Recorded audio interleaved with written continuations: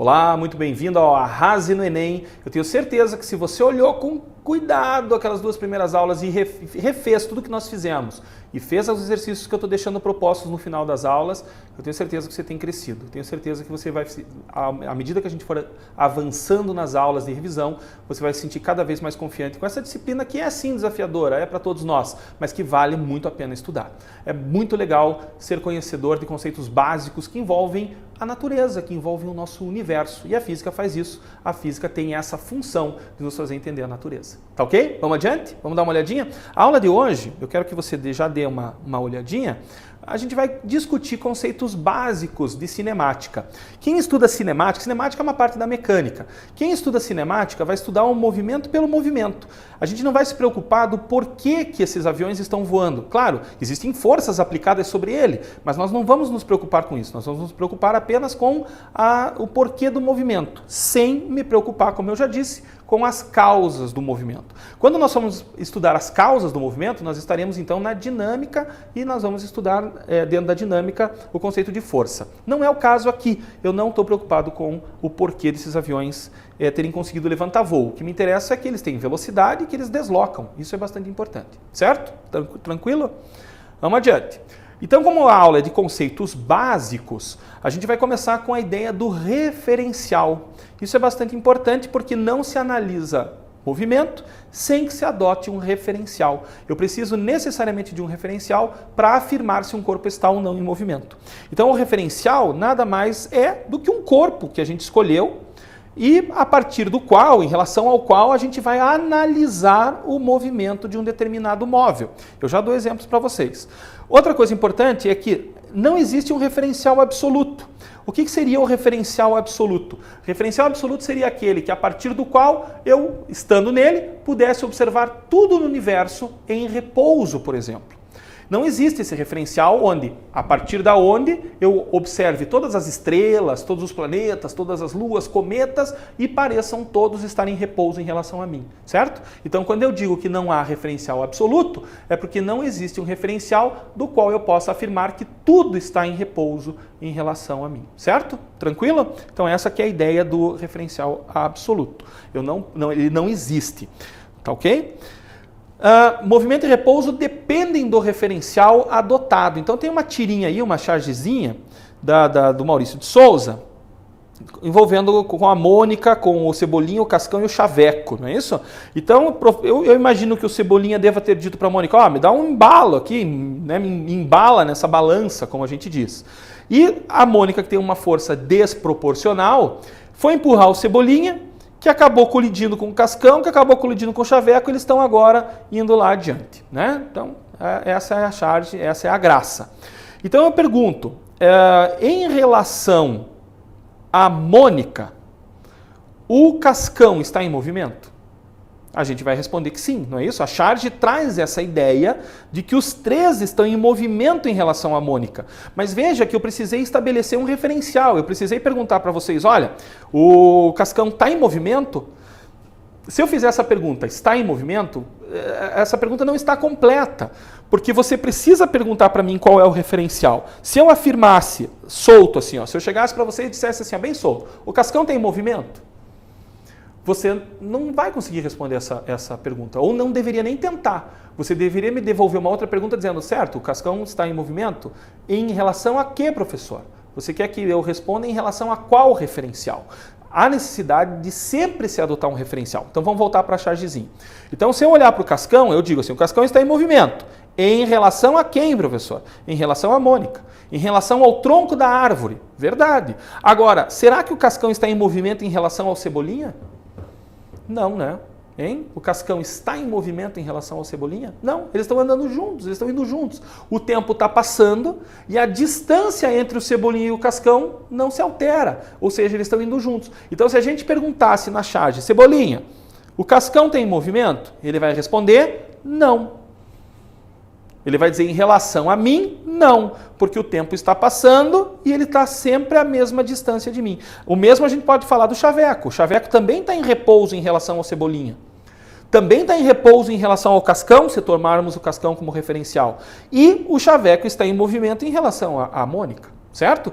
E eu poderia dizer que em relação ao Cebolinha, a Mônica está em movimento. Não, professor, a Mônica está parada lá no chão. Pera lá, olha o que você falou. Ela está parada em relação ao chão. Então, se você tomar o chão como referencial, a Mônica está parada. Mas se você tomar o Cebolinha como referencial, a Mônica tem movimento. Porque se o Cebolinha pudesse olhar para trás, eu sei que seria uma situação bem difícil ele fazer, né? Mas se ele pudesse olhar para trás, ele veria a Mônica se afastando dele.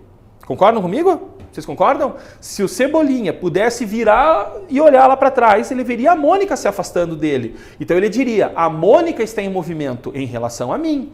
Por mais que a Mônica esteja em repouso em relação ao chão, ela não está em repouso em relação ao Cebolinha. Certo? E aí eu te desafio, existe algum referencial no qual tudo que está nessa charge esteja em movimento? Vou voltar para a charge. Desafio, existe algum referencial para o qual tudo que está aí nessa charge esteja em movimento? Ora, me parece que eles estão na superfície do planeta Terra, não é isso? Então, em relação ao Sol, todos eles estão em movimento, porque a Terra se movimenta em relação ao Sol, a Terra translada ao Sol, não é isso? Então, eu poderia dizer que todos estão em movimento. Nossa, professor, mas a Mônica tem movimento em relação ao Sol? Sim. A Mônica está em relação ao Sol, está em relação a qualquer um dos três que está voando ali, né? O Cebolinha, o Cascão ou o Chaveco. Está clara essa ideia, gente, de referencial? É muito importante ao se estudar a situação de movimento ou repouso, adotar-se um referencial. Você precisa se referir a partir de qual referencial você está estudando o determinado movimento. Está clara essa ideia? Tudo bem? Vamos adiante? Vamos lá? O próximo conceito importante é o conceito de trajetória. Trajetória é uma linha imaginária formada por todos os pontos por onde o móvel passou. Então imaginem, eu falei da Terra transladando o Sol, olha ela aí, ó, né? Então imagine que a Terra, no seu movimento de rotação em torno do Sol, vá passando por esses vários, eu diria até infinitos pontos, em torno do Sol. Se você ligar todos esses pontos, você vai acabar desenhando a trajetória da Terra em torno do Sol, que todos nós sabemos ser uma elipse, não é isso? A questão, as leis de Kepler, né? A primeira lei de Kepler diz pra gente que a trajetória da Terra em torno do Sol é uma elipse e o Sol ocupa um dos focos, coisa que até essa figura aqui nem está mostrando muito, certo? Está exagerado essa elongação aqui, não é tão alongado assim, mas é só uma figura para despertar a nossa visão, certo? Tudo bem? Então, essa é a trajetória da Terra em torno do Sol. A trajetória é uma linha imaginária que liga todos os pontos por onde o móvel vai passando. Dá uma olhada nesse outro exemplo do carro andando nessa rua, vamos imaginar aí uma rua, né? Então reparem que no instante zero, tempo zero, ele estava ocupando essa posição, depois ele veio para cá, depois ele veio para cá, depois ele veio para cá. Então a trajetória dele é uma linha reta que liga todos esses pontos sobre a estrada por onde ele está passando, certo? Então a trajetória é uma linha imaginária que liga todos os pontos por onde o móvel passa. Então, a trajetória, olha só que interessante, isso é uma coisa bem interessante, a trajetória também depende do referencial.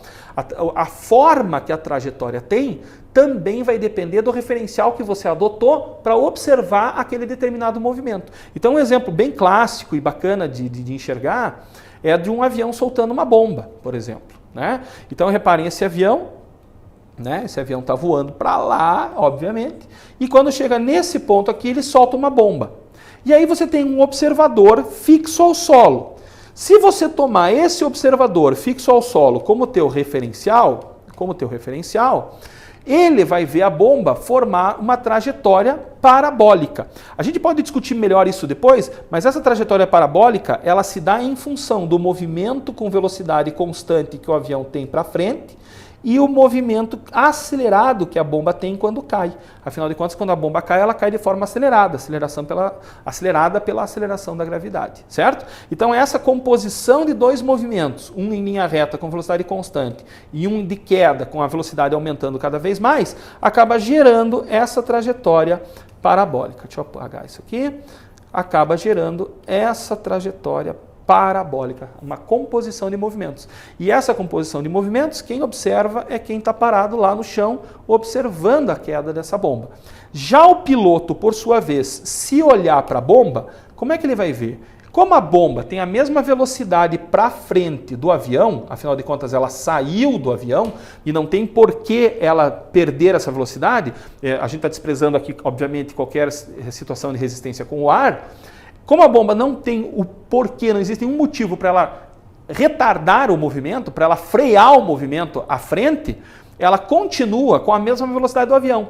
Tanto que isso é verdade que ela sempre está embaixo do avião, pode ver. Nessa situação 1, 2, 3 e 4, reparem que a bomba está sempre embaixo do avião, certo? Então, quando o piloto olha para essa bomba, ele vê ela caindo numa linha reta. Ele olhou, na situação 1, ele olhou para a bomba, estava pertinho do avião. Na situação 2, estava um pouquinho mais para baixo. Ele percebeu, porque a bomba foi mudando o tamanho dela, né, aparente, né? Então ele sacou, ele sentiu que a bomba está caindo. E está caindo numa linha reta para ele. Então é curioso que dois observadores distintos, diferentes, observem situações diferentes de uma mesma situação. Né? O observador no chão vê uma trajetória parabólica, já o piloto vê uma linha reta vertical, certo? Então isso mostra que realmente a trajetória de um móvel também depende do referencial adotado. Tranquilo, gente? Tudo bem esses conceitos? Tranquilo até aqui? Você sabe que na Segunda Guerra e na Guerra do Vietnã, principalmente, é um avião que ainda é usado, chamado A-6 Intruder, até tem filme, né, sobre ele. Esse avião voava tão baixo que se ele soltasse bombas convencionais e elas explodissem no solo, de tão baixo que ele está, ele explodiria junto com essas bombas. Então, quando ele passava voando, justamente porque as bombas explodiriam embaixo do avião, isso que a gente está vendo, né? Ele solta a bomba acaba caindo no solo, bem embaixo dele, explode aqui, explode o avião em cima, porque ela vai explodir embaixo do avião. Então essas bombas desse avião tinham aletas, que quando soltava a bomba, abriam-se aletas, retardava violentamente o avanço da bomba, dava tempo do avião escapar e aí sim as bombas caíam no chão, de tão baixo que ele voava. Né? Na Guerra do Vietnã foi bastante usado, enfim. Certo? Então, só como um exemplo de uma aplicação não tão nobre, né? Mas dessa situação que eu estou ilustrando para vocês. Tá ok? Outros conceitos que são importantes e básicos para quem estuda cinemática é o conceito de posição ou espaço. E é bem tranquilo, né? Posição ou espaço é simplesmente a posição ocupada pelo móvel sobre uma determinada trajetória orientada. Repare que aqui a gente vai orientar a trajetória em um determinado instante, certo? Então, de novo, aquela figurinha do carrinho que você já tinha visto. Repare que aqui, ó, essa setinha indica o sentido onde eu vou contar de forma crescente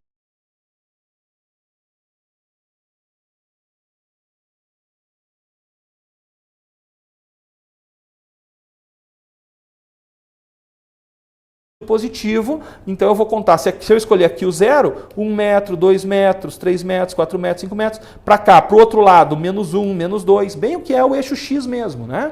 Então os móveis podem ocupar a origem 0, podem ocupar posições positivas e podem ocupar posições negativas. E então reparem que realmente é uma trajetória que está orientada. E eu posso montar uma tabela mostrando em cada instante de tempo qual é o espaço ou posição ocupada. Então vamos montar essa tabela juntos? Olha lá, no instante 0 segundo, onde é que está o móvel? Então vamos lá, 0 segundo está aqui, ó. 0 segundo está aqui. Onde é que está o móvel? Ocupando a posição menos 2, olha lá, a unidade é o metro. Então menos 2 metro. Depois, passado 1 segundo, para onde que foi o móvel? Ó, no instante 1 segundo, onde é que está o móvel? Está justamente naquilo que nós chamamos de origem da posição. Origem das posições, certo? O 0, esse 0 foi escolhido aleatoriamente, alguém foi lá e escolheu, falou, ó, aqui é a origem das posições. Você poderia chegar e dizer assim, ó, o portão da minha casa é a origem das posições. Eu vou estudar o movimento dos carros que passam na minha rua. O portão da minha casa é a origem das posições, é 0. Para lá é positivo, para cá é negativo, certo? Você poderia fazer isso na tua rua sem problema nenhum. Continuando aqui, depois, no instante 2 segundos, ocupa a posição ou espaço 3 metros, e no instante 3 segundos, ocupa a posição ou espaço 6 metros. Então veja que montamos uma tabela com a posição do móvel, com o espaço que ele ocupa nessa trajetória, no tempo indicado, certo? Tudo bem? Tranquilo essa questão de posição ou espaço? Sim, a gente indica a posição e espaço pela letra S. Isso é bastante importante, certo? Vamos adiante. Eu posso, a partir do conhecimento de qual o espaço que esse corpo ocupou ao longo do tempo, eu posso determinar qual foi o deslocamento. Deslocamento nada mais é do que uma subtração, né, uma diferença entre as posições inicial e final ocupada. Então o deslocamento ou a variação do espaço, que eu vou indicar por ΔS, esse delta em física, né, que é um triangulinho para cima assim, ele indica a variação. Então quando eu digo ΔS, eu estou dizendo a variação do S. Quem que é o S? Espaço-posição, não é isso? Então, é a variação da posição ou a variação do espaço, certo? Tranquilo? Então, o ΔS vai ser a posição S, que eu vou chamar de posição final, e o S0, que eu vou chamar de posição inicial. É usual em física a gente colocar esse zerinho como um índicezinho, subíndice, para indicar aquilo que é inicial, certo? Então, o deslocamento é o espaço final menos o espaço inicial, ou seja, o deslocamento é a variação do espaço. Então vem cá, vamos fazer o seguinte, vamos pegar de novo aquela trajetória do carrinho e pegar aquela tabelinha que a gente montou no slide anterior. E eu pergunto, qual foi o deslocamento entre 0 e 2 segundos? Entre 0 e 2 segundos, qual foi o deslocamento desse móvel? Então vamos olhar a continha ali, ó. ΔS é igual a S menos S0, certo? ΔS é igual a S menos S0. Tem a posição final e a posição inicial. Qual é a posição final? Ora, o tempo vai de 0 até 2. Então, obviamente que o 0 é o tempo inicial e o 2 é o tempo final. Então, no tempo final, no 2 segundos, onde é que ele estava? Então, vai lá, ó, nos 2 segundos ele ocupava a posição 3. Então, no lugar do S eu coloco 3. Essa é a posição final que ele estava ocupando. Menos S0. Qual é a posição inicial? Ora, a posição inicial ele ocupa no tempo inicial, que é o 0. Então, no tempo 0, ele ocupava a posição, o espaço, menos 2. Então, eu coloco menos 2 no lugar desse 0. Só cuidado com esses sinais. Vou apagar aqui para você enxergar legal. Ó, menos da equação e o menos que o menos 2 trouxe com ele, né? Que o 2 trouxe com ele, melhor dizendo. Você sabe que na multiplicação menos com menos dá mais, então eu tenho 3 mais 2. 3 mais 2, 5. Então, o deslocamento do móvel entre 0 e 2 segundos foi de 5 metros. Vamos ver na figurinha se isso é verdade? Onde é que tá ele no instante 0? Está aqui, ó. Aqui ele está no instante 0. Onde é que ele está no instante 2? No instante 2 ele está aqui, ó. Certo? Quanto que ele andou? Vamos ver? 1 unidade, 2 unidades, 3 unidades, 4 unidades. Aliás, no tempo 2, eu pintei errado. Aqui que é o tempo 2, ó. Né? Então, olha, ele andou 1, 2, 3, 4, 5. 5 metros, né? Veja que está em metro, cada pedacinho ali é 1 metro. Então ele realmente andou 5 metros. Deixa eu apagar, ficou muito bagunçado. Entendeu esse negócio, gente? Deslocamento. É simplesmente uma diferença entre o espaço final e o espaço inicial ocupado, certo? Ele saiu daqui, no nosso exemplo, até aqui, né? Então ele andou realmente 5 metros, esse foi o deslocamento. Tudo bem? O deslocamento ser positivo indica que ele teve um deslocamento no sentido positivo. Ele acabou, no final das contas, andando mais no sentido positivo do que no sentido negativo. Vamos dar uma olhada nisso de uma forma mais detalhada. Então, olha só, observe que se o deslocamento ΔS for positivo, isso quer dizer que o deslocamento ocorreu a favor da orientação positiva da trajetória, certo? Eu poderia dizer que ele parou à direita da onde ele saiu, certo? Ele parou à direita da onde ele saiu. Tudo bem? Se o deslocamento for negativo, o deslocamento ocorreu contra a orientação positiva da trajetória. Ou, uma melhor maneira de pensar, é pensar que ele, depois que ele executou todos os movimentos que ele tinha que executar, ele acabou parando mais à esquerda da posição que ele partiu, em relação à posição que ele partiu. E se o deslocamento for igual a 0, ou o móvel ficou parado, não andou, o tempo passou e ele não andou, aí o S menos S0 deu 0, ou ele retornou para a posição de partida, certo? Conseguem sacar essa ideia? Imagina que ele saiu daqui. Se ele passou o dia aqui, qual foi o deslocamento dele? 0, ele não andou, ele ficou o dia inteiro parado aqui. Mas se ele sai daqui, vem para cá, depois volta e para no mesmo lugar de onde ele saiu, o deslocamento dele também foi 0. Mas professor, ele andou. Pois é, eu sei que ele andou, mas esse andou, a gente não vai chamar de deslocamento, a gente vai chamar de espaço percorrido, tá? O quanto ele realmente andou, certo?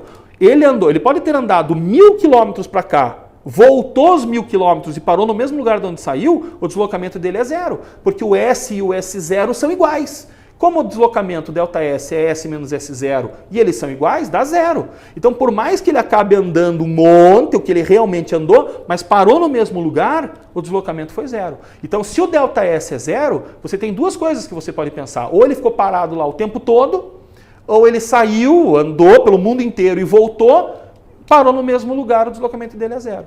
Certo? Hoje de manhã, você estava deitado na sua cama, não queria sair dela, não é isso?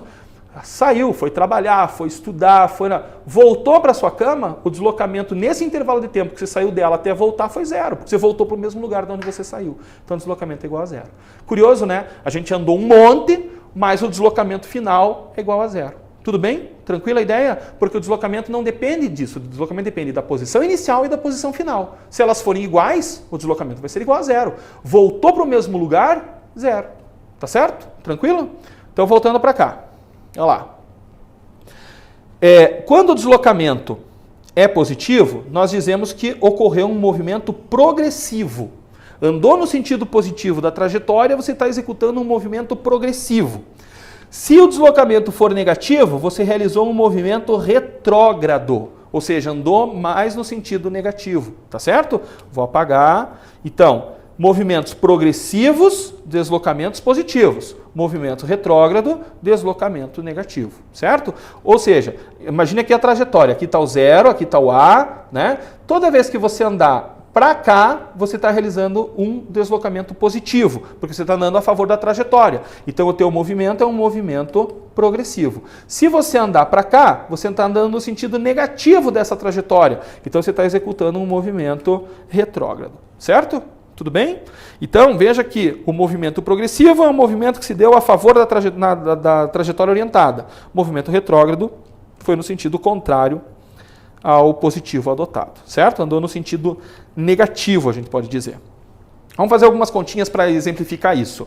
Deslocamento entre B e D. Então, o que é o deslocamento? ΔS, deslocamento, posição ocupada em D menos a posição ocupada em B. Qual foi a posição ocupada em D?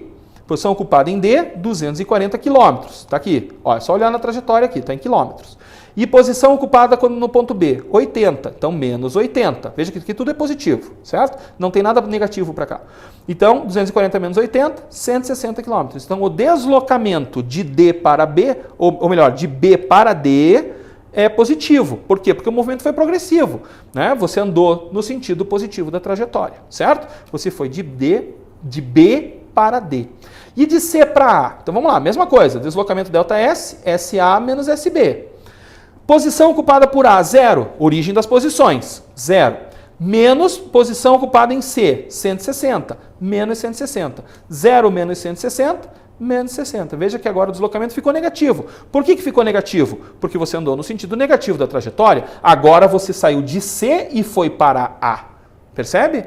Se você for de A para C, você vai executar mais 160. Não é isso? Concorda? Aí o teu deslocamento final, se você somar, vai acabar sendo 0. Voltou para o mesmo lugar. Tá clara essa ideia? Vamos mais um pouquinho? Velocidade escalar média. A velocidade escalar média, ela é simplesmente a razão entre o deslocamento escalar, o S menos o S0, em cima de uma trajetória retilínea, e a razão entre isso e o intervalo de tempo que você levou para executar esse deslocamento. Então, a velocidade média é o ΔS dividido pelo ΔT. É o deslocamento escalar executado. Quando eu falo escalar, não é um deslocamento vetorial, a gente não está preocupado ainda com os vetores, certo? Então, é o ΔS dividido pelo ΔT. Deslocamento dividido pelo intervalo de tempo. Deslocamento é S menos S0, e intervalo de tempo, né? Como eu falei para vocês, o delta indica intervalo, né? Sempre variação, então é o tempo final menos o tempo inicial, certo? A unidade do sistema internacional, a gente viu isso lá na primeira aula, no sistema internacional, a unidade de velocidade é uma unidade derivada, lembra disso? É o metro por segundo. Metro que veio do ΔS e o segundo que veio do ΔT. Então essa é a velocidade média. Quando a gente tem um deslocamento positivo, tem-se também uma velocidade positiva, uma velocidade média também positiva. Maior que zero é positivo. Então, disse que o movimento é progressivo. Então, velocidades positivas indicam movimentos progressivos. Velocidades médias positivas indicam movimento progressivo. Já se o deslocamento é negativo, a velocidade média também vai ser negativa. O intervalo de tempo nunca é negativo, né, gente? Porque o tempo a gente não conta para trás. Como o tempo a gente sempre conta para frente, 0, 1, 2, 3, o intervalo de tempo nunca é negativo, certo? Então, se o ΔS é negativo, a velocidade média também vai ser negativa, tá ok? A equação mostra isso. Então, o movimento vai ser o movimento retrógrado, tá certo? Adiante. Eu queria que você entendesse o que uma velocidade diz. Eu acho isso bastante importante saber fazer essa interpretação, né? Então, se você calculou que uma velocidade média aqui eu vou colocar o M que eu não coloquei aqui, né? Velocidade média de 2 metros por segundo, o que você está me dizendo? Você está me dizendo que, em média, a cada segundo que passou, o móvel andou 2 metros. Outra maneira de pensar é que, para que ele ande 2 metros, se passa 1 segundo. Tá certo? Então, em média, foi isso que aconteceu. A cada segundo que passou, ele andou 2 metros em média. Certo? Tudo bem? Tranquila a ideia? Então, vamos fazer um exercíciozinho bastante importante, que caiu no Enem de 2012. Certo? Então, vamos dar uma olhada que isso nos interessa. Diz assim, uma empresa de transportes... Tudo bem até aqui, gente? Tranquilo? Dúvidas? Dá um jeitinho de mandar aí, tá bom? Dá uma olhada. Antes de fazer eu vou fazer esse exercício com vocês, mas eu quero que vocês façam ele depois de novo, sozinhos. Dá uma olhada em toda a teoria que a gente já estudou, tá? Isso ajuda bastante. Vamos lá? Vamos fazer então? Uma empresa de transportes precisa efetuar a entrega de uma encomenda o mais breve possível. Para tanto, a equipe de logística analisa o trajeto desde a empresa até o local da entrega. Ela verifica que o trajeto apresenta 2 trechos... Não, isso é importante. 2 trechos de distâncias diferentes e velocidades máximas permitidas também diferentes. No primeiro trecho, a velocidade máxima permitida é de 80 km por hora. E a distância a ser percorrida é de 80 km. No segundo trecho, cujo comprimento vale 60 km, a velocidade máxima permitida é de 120 km por hora. Tá certo? Supondo que as condições de trânsito sejam favoráveis para que o veículo da empresa ande continuamente na velocidade máxima permitida, qual será o tempo necessário em horas para a realização da entrega? Tá certo? Ele tem que obedecer às velocidades máximas. Vejam que é um exercício de trecho. A gente vai marcar a letra certa aqui, certo? Veja que é um exercício de trecho, tá ok? Então vamos lá. Essa equação aqui é a equação da velocidade média. Eu não tomei esse cuidado, eu vou escrever aqui agora com você. Ó. A gente viu que a velocidade média é o ΔS sobre ΔT, não é isso? Nessa equação eu estou isolando o ΔT. Então eu estou passando esse ΔT que está dividindo, estou passando ele multiplicando, e a velocidade média que estava isolada, eu estou passando dividindo. Então é assim que eu estou usando a equação, ó, com o ΔT isolado. Mas ela é a equação da velocidade média, certo? Só que em vez de isolar, deixar o V isolado, eu isolei o ΔT, porque a gente vai calcular os tempos que esse caminhão desse transporte levou em cada trecho. Então eu já isolei na equação o ΔT. Então eu tenho ΔT, ΔS sobre V. Então qual foi o deslocamento no primeiro trecho? 80, certo? Se você voltar ali no texto, você vai ver, ó, aqui, ó, 80 km por hora, ele vai andar 80 km, certo? Então volta aqui na resolução, 80 km, e ele vai poder andar no máximo a 80 km por hora. Então qual vai ser o tempo que ele vai levar? Ele vai levar, se ele conseguir andar a 80 km por hora, a gente está imaginando que sim, ele vai levar 1 hora nesse primeiro trecho. E no segundo trecho, pega o ΔT isolado de novo, quanto que ele vai andar nesse segundo trecho? 60 km. Qual é a velocidade máxima que ele pode executar? 120, lembra? É dado do texto lá. Ó, ele vai andar 60 km e pode andar no máximo a 120, certo? Então tá aí, fazendo essa divisão, ele vai levar meia hora. Ele vai levar meia hora nesse segundo trecho. Então qual vai ser o tempo total? O tempo total é o intervalo de tempo do primeiro trecho, mais o intervalo de tempo que ele levou no segundo trecho. Então, 1 hora mais meia hora, ele vai levar um tempo de 1,5 horas. Imaginando que ele consiga andar na velocidade máxima, ele vai levar 1,5 horas, certo? Então a gente marca o que ali? 1,5, letra C. Marcamos a letra C nesse exercício. Tranquilo? Marcamos então ali a letra C. Tranquilo, gente? Beleza? Tranquilo? Entenderam a questão da velocidade média? Deixa eu falar só mais uma coisinha a respeito da velocidade média. Velocidade média não é a soma de todas as velocidades que um móvel adquiriu ao longo de uma viagem pelo tempo que levou. Não é. Ou melhor ainda, a soma de todas as velocidades dividido pelo número de velocidades. Tá? Não é isso. Velocidade média é exatamente o que a equação está mostrando. É o deslocamento, que é o S menos o S0, dividido pelo intervalo de tempo que se levou para executar esse deslocamento. Tá? Às vezes a gente quer pegar todas as velocidades que são dadas no texto, somar e dividir. Então eu tenho lá 4 velocidades, o móvel saiu do ponto A e chegou no ponto B. E aí o texto diz lá 4 velocidades que ele assumiu nesse pedaço. A gente soma as 4 velocidades e divide por 4. Não é isso. O conceito de velocidade média não é a média das velocidades. Toma cuidado. Embora a gente chame de velocidade média, não é a média das velocidades. Cuidado, não é somar as velocidades e dividir, como a gente faz a média bimestral, por exemplo. Eu tenho 5 notas, divide por 5, soma as 5 notas, divide por 5, eu tenho uma média das minhas notas. Não, velocidade média não é isso. Velocidade média é ΔS sobre ΔT. Toma cuidado com isso, tá ok? Próxima aula, continuamos com esses conceitos importantes envolvendo movimento, envolvendo cinemática, envolvendo essas questões importantes de física. Não desanima, estuda, refaça esses exercícios dessa aula. Nos vemos na próxima aula. Um grande abraço. Tchau, gente. Valeu.